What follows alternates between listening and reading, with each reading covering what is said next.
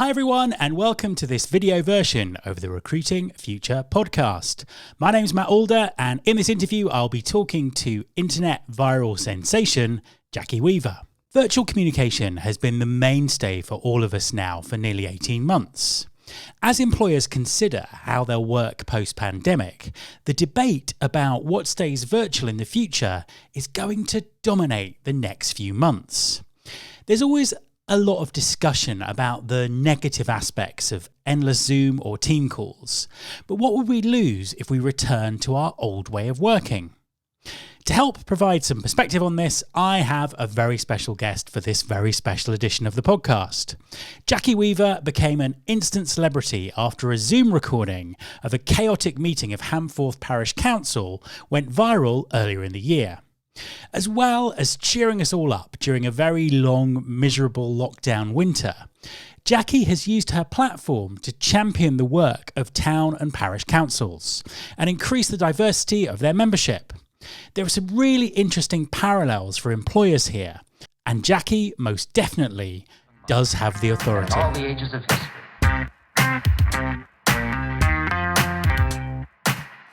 Hi Jackie, and welcome to the podcast. Hello there.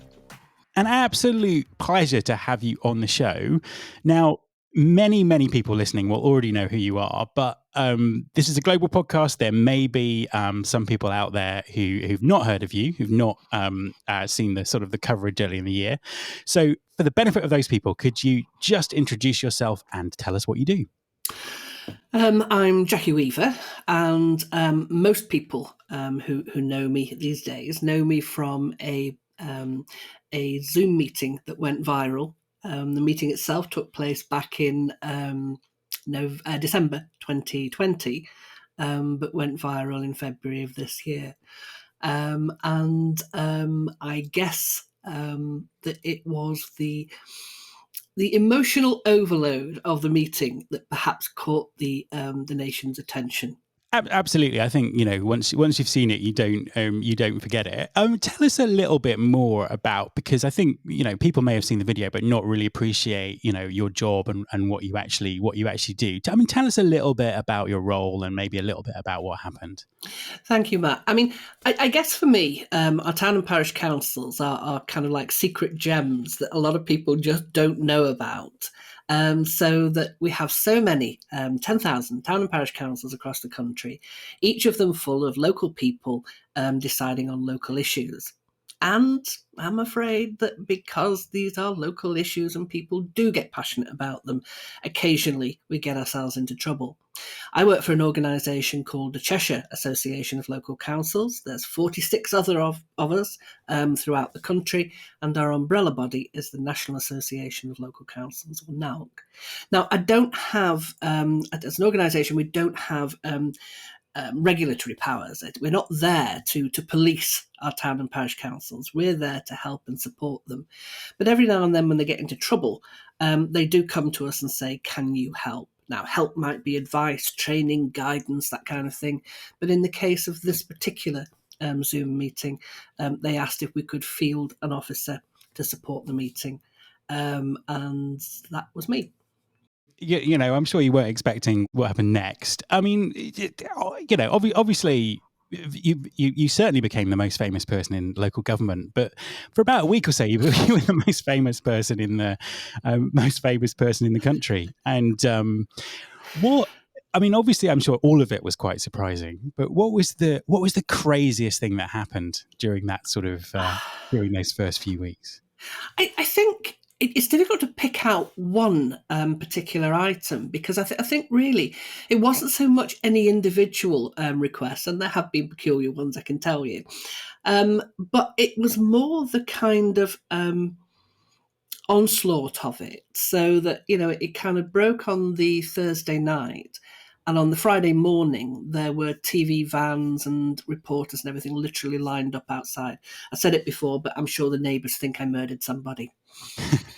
And they were just about to dig up the garden at any point. We live on a lane, and I have that thing where people are walking past and looking but not looking. Yes, absolutely. Amazing. Yeah, I think they were just waiting for them to get the shovels out. So it was kind of that. So I never really had, and in some ways still don't have that ability to sit back and reflect on it. One of the interesting things, and maybe one of the reasons that it kind of went so viral, is it. I think it really just captured. I think everyone's been on a crazy Zoom call, or was just doing Zoom calls in situations that they weren't expecting to. I think it just resonated from that perspective. I suppose that's really what I wanted to talk about, really. In our industry, obviously, as in every other industry, everything's had to move online. Companies are doing virtual hiring, virtual communication, all those kind of things. Talk us through what sort of happened with local government. How did you, how did you sort of get to this virtual communication so quickly? And what were the challenges that you had to overcome? It's a really interesting question because I think, although I am most definitely the poster princess for parish councils, um, they do have their idiosyncrasies and they don't move fast. So the idea of suddenly taking council meetings and putting them onto a virtual platform, you might as well have said that, we're all going to build our own space stations. I think we would have viewed it as being, a similar challenge. And yet, in the space of 2 months, I think everybody was up and running on some platform or other. I know that certainly Chalk, and I'm sure the other county associations were doing the same, were running training sessions on it. And suddenly, it really captured their imagination. Suddenly, parish councils saw the benefit to them of Zoom meetings. And so much so that actually we've now lost the ability from the 7th of May to hold virtual meetings for council meetings. And there has been a lot of work going on behind the scenes, pushing for the retention. And why? Well, there's lots of reasons why. I mean, first of all, we have a challenging demographic with town and parish councils. We are often older. And that means that although a lot of the restrictions are being lifted, I think a lot of us are feeling still very cautious about that. We're not quite ready for our first rave yet. So, there's that issue. We don't really want to go back into buildings and holding them. Secondly, a lot of the places where we would hold those meetings are certainly unsuitable for social distancing. Old village halls, church halls, that kind of thing. Also, we have begun to see a lot more interest by the communities in what their parish council's doing. And one of the things that we keep banging on about is trying to attract a wider audience and a younger audience. And I guess one of the things that I've kind of really appreciated over the last 3 months is if you want to engage with young people, you have got to do it where young people are. There is absolutely no point in saying, here we are, you come and find us. And so that for us, we've been able to kind of reach out to that audience, albeit in a very small way, through virtual meetings.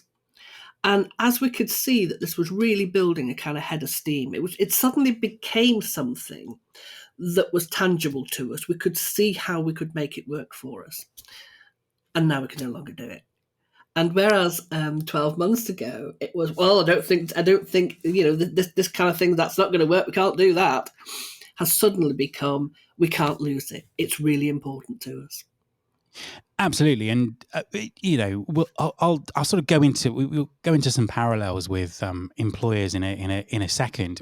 Before we do, I just wanted to sort of pick up on the work that you've been doing to attract kind of more diverse audiences, and obviously using the platform that that was created for you earlier in the year. I mean, tell us a little bit about that. What have you been doing? How have you sort of tried to engage with different audiences from people who'd normally be involved in parish councils? Well, I mean, again, speaking personally, it's been such an opportunity to find people I mean that's kind of the issue for me, is that there's always been a willingness there to engage with young people, for example, but where do you find them? It's not as if you can go to the young person's hub as a central kind of thing, and suddenly you're talking to all the young people in the country. So getting hold of them has been enormously difficult over the years, and then suddenly my diary is full of invitations to talk at schools, to talk at universities, to talk at young parliamentary groups, etc. So they kind of came and found me. And the fact that we were able to do this during lockdown by Zoom, other platforms, of course, being available, meant I could do so many of them. There's no way I could have reached as many small, discrete audiences that I've done over the last 3 months if I had to go and meet them. And I think, it's very often people talk about the negatives of, sort of video communication, virtual communication. Lots of articles about Zoom fatigue and, companies dragging people onto video the whole time. And I've done a lot of coverage of that. But I think, there are so many positive things that have come out of this. And I think, you really sort of highlight some there. So I suppose, tell us a bit more about why has it been decided that the council meetings have to go back face to face? What's the sort of the story behind that decision? Yeah, it really isn't a decision. Okay. It's one of those things that when the government was drafting the coronavirus regulations, they probably had a lot of things on their mind at the time. Bodies piling up in the streets would be one of them. So that when they were drafting the legislation, unfortunately, they only gave the ability to hold virtual meetings for a year. And so the year came to an end. There was a challenge in the High Court that some of the principal authority solicitors felt that it didn't actually need primary legislation to extend it, but the High Court decided otherwise. So that means that we need to take up government time to pass some legislation to allow meetings to continue. That we've not had. We've been lobbying very hard, and when I say we, I mean all sorts of people have been lobbying. For example, Mumsnet, who are quite an influential group, although not one that you would normally expect to be associated with town and parish councils. They feel very strongly about it on the basis of accessibility. Because of care obligations, that kind of thing, and how it fits around that and makes local government more accessible to them. So we have been lobbying, and also the government has put out a call for evidence. So that's live on the .gov.uk website at the moment. So I keep encouraging people when I can to make sure you make your views known there. I genuinely can't understand why we would resist it.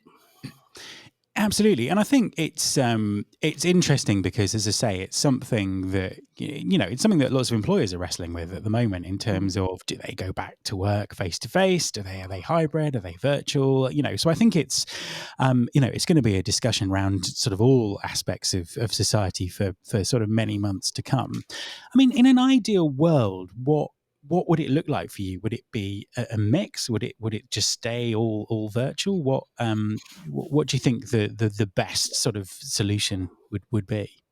In the parish council world, I certainly think it would be a mix. I think that the hybrid meetings seem to me to be the obvious choice. So that that some people can meet physically in the room, some can, but that's going to require a bit of technology and a bit of getting to know additional things. The alternative being that some meetings are held virtually. So, for example, we might have virtual committee meetings and then face-to-face council meetings. That seems like an ideal way forward. But I guess one of the reasons why this is such a kind of debatable topic is that we're not going to find one size that fits all. And I suppose that there, every office situation, every industrial situation is going to require discussions with the people concerned as to how it's going to work best. I mean, I must admit, I started from a position of saying there is no way on this earth I am ever going to work from home. It doesn't work. You can't manage a team. Now, I rather feel that the team are trying to leverage me back into the office and they're getting a bit of resistance to it. Because I have quite a nice nest here. Thank you very much. Absolutely. So, just as a kind of final question, what's next for you outside of the parish council world? Because obviously you've sort of built up this level of internet fame or Twitter fame or whatever.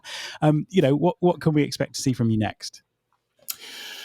Well, I suppose. I mean, the whole agenda is new to me. But I think the one thing that I've kind of twigged with this is that the two parts go hand in hand.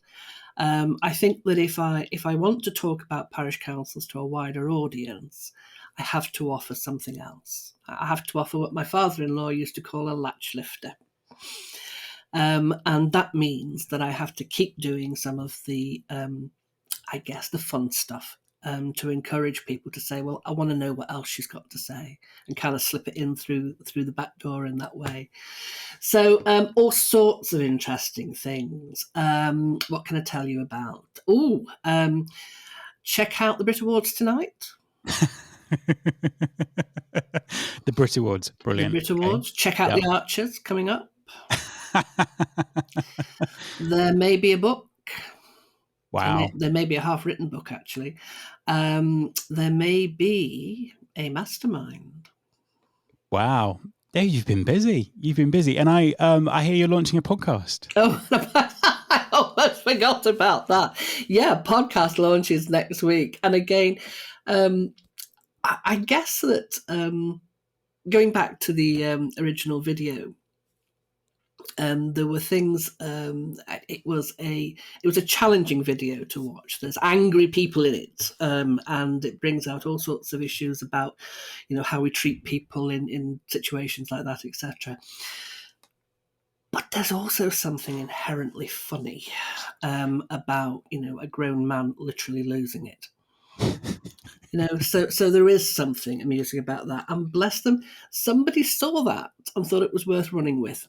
So the podcast, Jackie Weaver Has the Authority, is really a kind of sitting down with some tremendous name, or I think tremendous names, Jeremy Vine, Anton Dubek, Tom Allen, talking about the burning questions of the day. We drift into things that are serious from time to time, but we also deal with the important things, like what to do in the zombie apocalypse. Absolutely. Well, on that note, that's a stunning way to end an interview. So, Jackie, thank you very much for joining me. My pleasure, Matt.